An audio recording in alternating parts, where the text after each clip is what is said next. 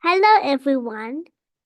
I am from Yama Teacher and I will be reading Rumpelstiltskin by Johanna Nathan, illustrated by Alejandro O'Keefe. In the far off times, there lived a poor miller and his daughter, Lily.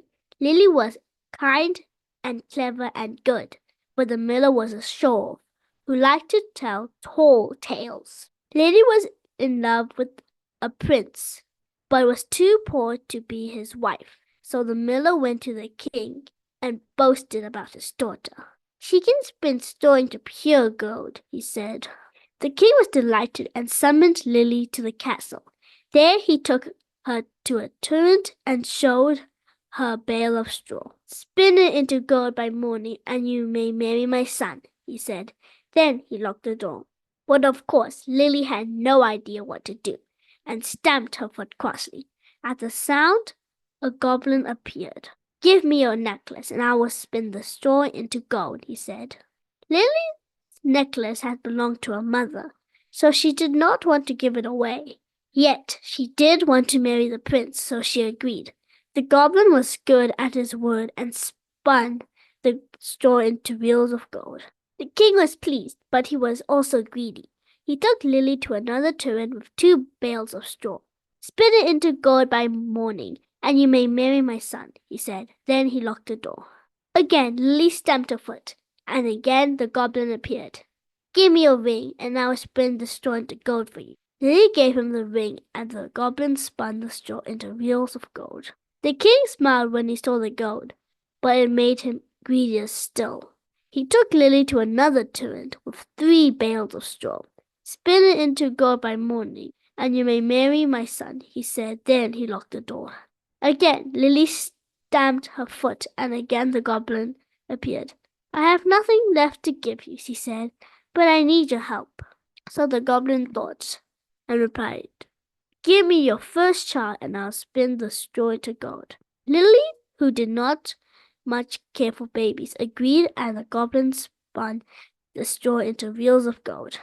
This time the king kept his word, and Lily married the prince. The years passed, and in happiness Lily forgot that she did not much care for babies. She and the prince had a little boy. They called him Tom. Lily also forgot her promise to the goblin, but the goblin did not forget. On Tom's first birthday, he came to the castle and said, Give me your baby. Lily could not bear to be parted from Tom, and offered the goblin gold instead. But the goblin said Tom was the only treasure he wanted. But as I told you, Lily was a clever girl. If I can guess your name, will you let me keep Tom? She said. I will give you 3 days, said the goblin, but you will not win. The child will be mine. Lily set to work. On the first day, she wrote down all the boys' names she had heard of. When the goblin came that evening, she said, Is your name Adam? No, smiled the goblin. That's not my name. Is it Ahmed? Asked Lily. No, smiled the goblin. That's not my name. Lily tried Akin and Anton and Hassan and Hans. Each time the goblin said the same thing. No, that's not my name. On the second day, Lily went to the castle library and wrote down all the boys' names that she hadn't heard of. When the goblin came that evening, she said, Is your name Charles? No, smiled the goblin. That's not my name. Is it Axel? Asked Lily. No, smiled the goblin. That's not my name. Lily tried Kareem and Casper and Santos and Solomon. Each time the goblin said the same thing. No, that's not my name. On the third day, Lily had run out of ideas, so she went for a long walk into town. She walked around the market, listening out for anyone with a different name. The only names she found in the market were ones she had already tried, like James, Jack, and Jonas. Lily had almost given up hope when she saw a market stall selling reels of thread. A little man was singing to himself as he stacked them into neat piles. He sang, My name's not John, my name's not Jim. My name is Rumpelstiltskin.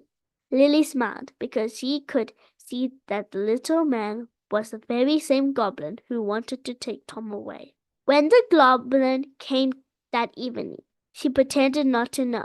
Is your name Gumboot? She said. No, smiled the goblin. That's not my name. Is it Marmalade? Asked Lily. No, smiled the goblin. That's not my name. Lily tried Slurp and Squelch and Mutton and Tintin, but each time the goblin said the same thing. No, that's not my name. Then Lily had one last guess. Is your name Rumpelstiltskin? She asked. The goblin stamped his foot so hard it went through the floor. He pulled with all his might, but he was stuck fast. Lily offered to help him as long as he vanished forever. The angry goblin disappeared. Tom stayed in the castle with Lily and the prince, and for all I know, they are living there still. We tell the story once upon a time. The end. Thank you for watching. See you in the next video.